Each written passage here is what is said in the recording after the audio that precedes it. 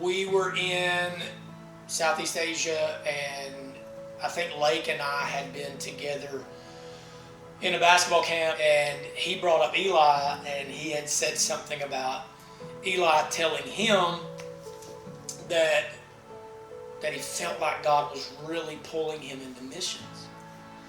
And we take a step back, and I look, and Eli's off by himself, playing with a kid.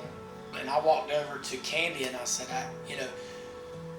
part of me feels like we've lost our son. He's gone.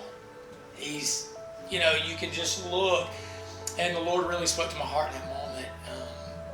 It's not that we've lost our son. God's put a burden on his heart to go and share the gospel all over this world, and I want what God wants for him. So God has challenged me to trust him with the plans that he has for my son, and to let go and let him handle what I can't control. Sometimes you may meet someone, whether it's somebody at work or for me, Heather and I joke, like I play a lot of pickleball, like I meet people at the pickleball courts, and sometimes, as I'm talking with people, you kind of feel an inkling in your stomach that you need to find a way to have a gospel conversation with them. And I think before a lot of these trips happened, I was much more reserved in that. It's like,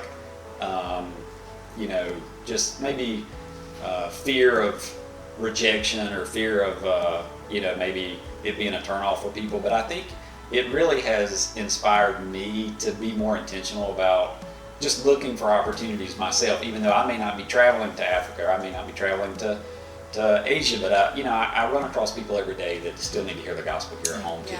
We say we give our kids to the Lord, and we do all the things. We put them in church. We make sure they're there. We try to lead as parents in a godly way.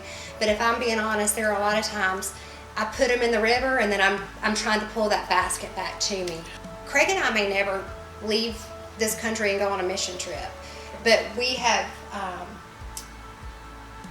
the opportunity to send our children out and to let them be the arrows to go to a place that we will never see and we'll never know the lives they touch. And it gives me joy to think about when Lake gets to heaven and Eli gets to heaven, the people they're going to see there and the languages.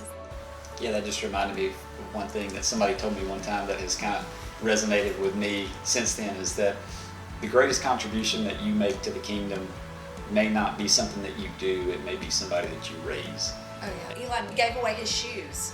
Well, then he went to another country. Well, they don't have his big feet shoes there. He was, Mom, I don't know what shoes I'm going to wear to play basketball or anything. And then the Lord provided through someone and gave him a brand new pair of shoes. Like he gave, with his heart, and then the Lord replenished it. And who am I to take away those blessings from this child? If he feels in his heart that the Lord is leading him to do this, as his mother, how could I just take that away from him? Just looking back, like Candy said, I just, who am I to stand in the way of God's work? So I'm just, again, thankful. Again, it was life-changing for him. So wouldn't. We do it again in a minute. So. Yeah, Eli's ready for the next few.